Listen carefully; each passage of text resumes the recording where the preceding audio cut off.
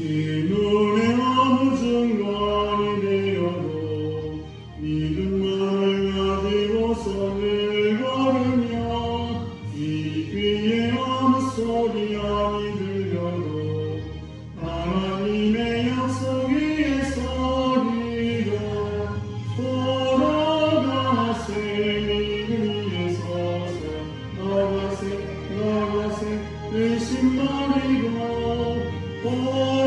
걸어가세 믿음 위에 서서 그거 위에 아무 증거 없어도 이 눈에 보기에는 어떠하든지 이미 얻은 증거대로를 믿으며 이 밤에 의심 없이 살아갈 때에 우리 소원 주 안에서 이루리.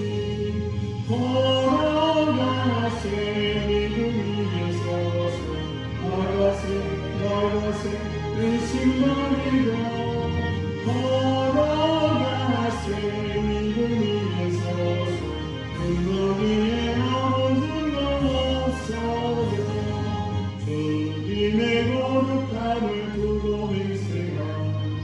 주 하나님 아버지는 참 믿구나.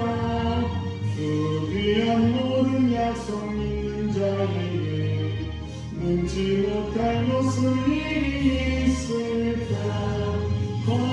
걸어가세 믿음 위에 서서 나가세 의심 버리고 걸어가세 믿음 위에 서서 그거 위에 아무 증거 없어도.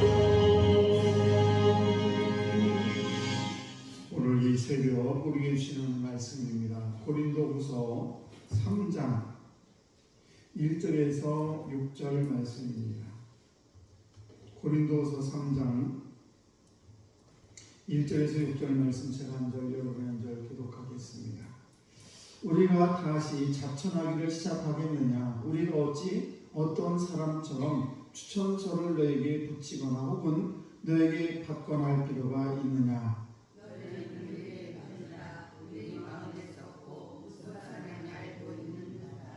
너희는 우리로 말미암아 나타난 그리스도의 편지니 이는 먹으로 쓴 것이 아니요 오직 살아계신 하나님의 영으로 쓴 것이며 또 돌판에 쓴 것이 아니요 오직 육의 마음판에 쓴 것이라.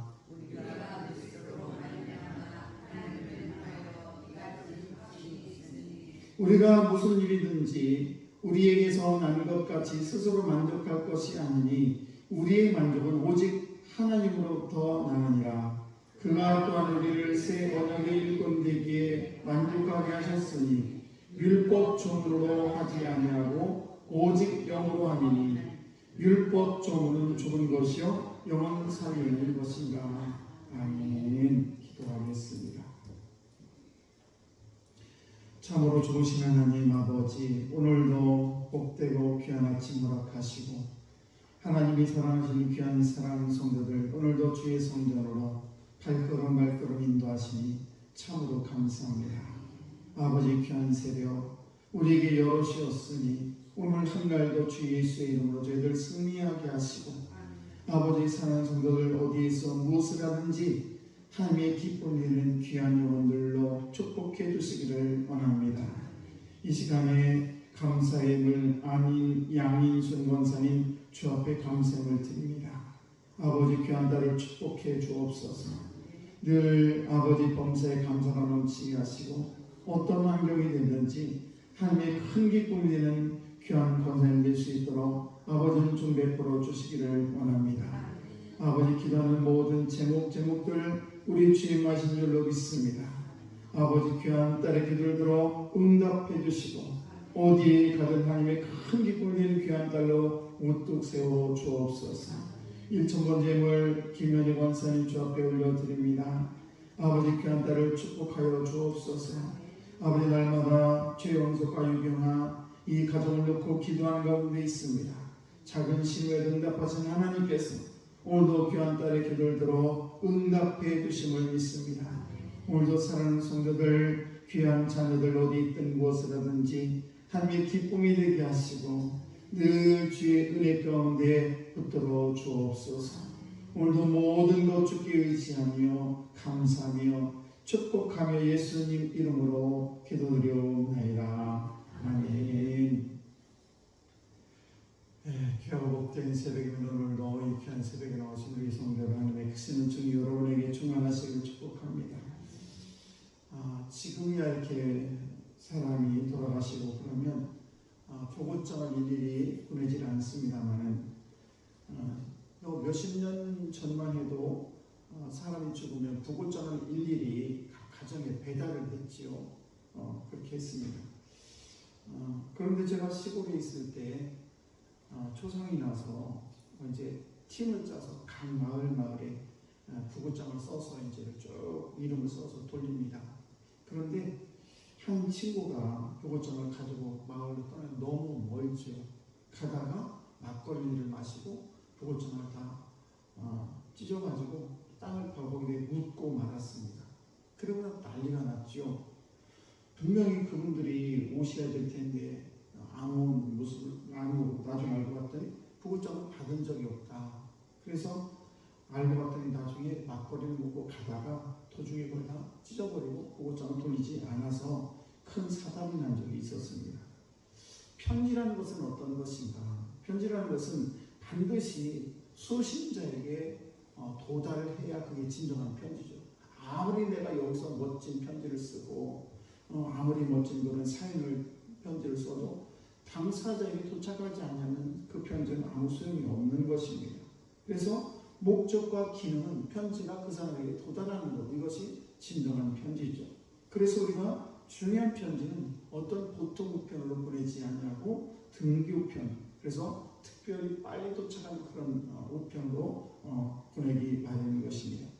오늘 말씀 역시 보게 되면 수신자에게 반드시 전달되어야 될 그런 편지를 보여주고 있습니다. 바로 그리스도의 편지예요.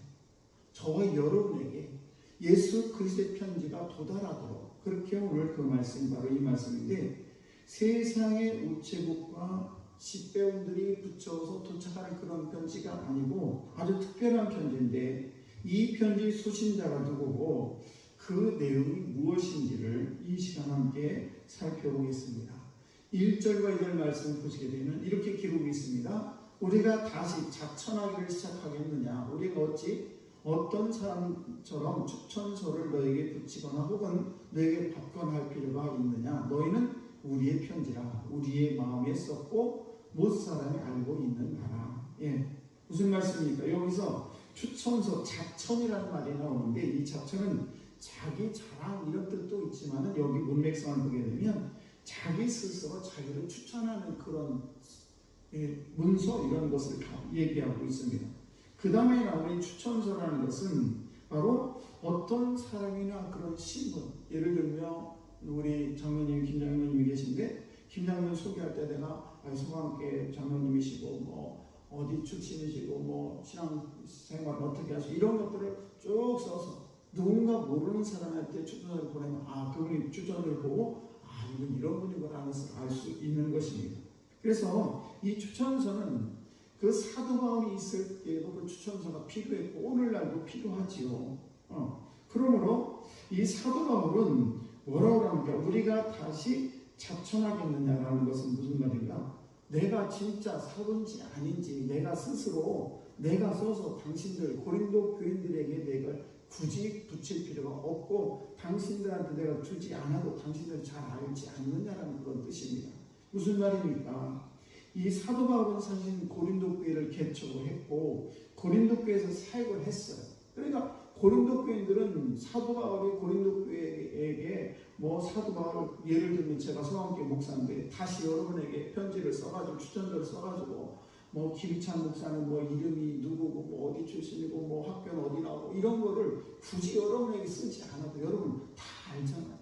그것보다 그냥 여러분이 제 얼굴을 알고 제 이름만 대도 그분 이렇게 금방 알듯이 사도 바울 역시도 고린도 교인들에게 추천서를 쓰지 않아도 된다, 이런 말씀입니다.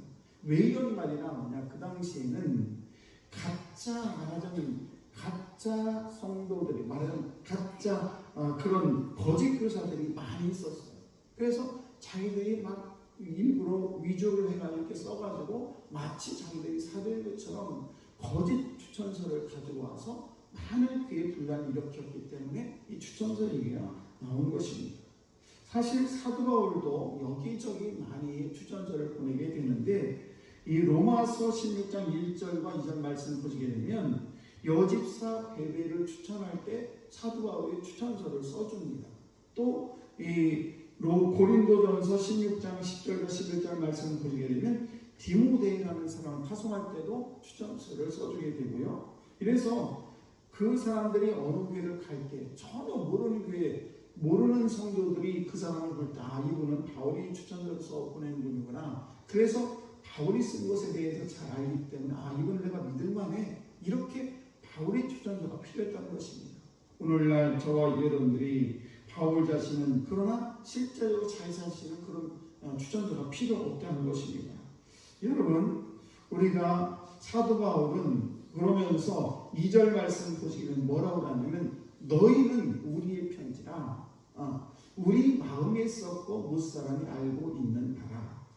그래서 바울 같은 진짜 사도도 어디로 가나 그 추천장을 편지가 아니라 자기 마음속, 자기 자신에게 간직하고 다녔다라고 말씀하고 있습니다. 그래서 그런 추천장은 그냥 종이에 쓰지 않아도 자기 사도 바울 자신을 딱 보면 이분은 사도 바울이야 이렇게 알 수 있다는 사실입니다. 여러분, 어느 목사님이 목회를 어떻게 했느냐라고 하는 것은 바로 알 수 있는 지름길이 있어요. 뭔가는 그 성도들의 그 담임했던 성도들의 모습을 보면 압니다. 신앙생활을 어떻게 하는지, 그분들이 말씀을 어떻게 하고 있는지, 어떻게 말씀에 순종하는지, 어떤 믿음 생활을 하는지는 그 목사님 볼 것도 없이 교인들 보면 금방 알 수가 있어요. 예를 들면 우리가 그 며느리를 얻을 때 그 장모를 보면 안다고 말이 있지 않습니까? 그처럼 그분을 보게 되면 그분의 성도들의 모습을 볼 수가 있는 겁니다. 그러니까 성도들의 모습을 보게 되면 저 담임 목사 저분은 그런 분이라는 것을 금방 알 수가 있듯이 목사가 정말 목회를 잘하느냐 못하느냐를 판단하려면 그 교회 글을 보면 금방 알 수가 있어요. 여기서 나는 이렇게 했고 저렇게 했고 여기서 아무리 내가 글을 써가지고 아무리 나를 포장해도 소용이 없습니다. 실제적인 것은 그 편지의 내용이 아니라 그 사람이 어떤 사람인가를 그 교회를 보면 알 수 있다는 사실입니다. 무슨 말씀입니까? 저희들이 그리스도인으로 이 세상을 살아가는데 여러분이나 저나 그리스도인이라는 것은 어떤 내가 말로 그 편지를 써서 나는 이런 사람이야, 나는 신앙생활을 이렇게 했습니다라고 아무리 편지를 쓰는 것보다도 그 성도들의 삶의 모습을 보게 되면 이분이 그리스도인이네, 이분이 권사님이시고 이분이 집사님, 금방 알 수가 있다는 것입니다.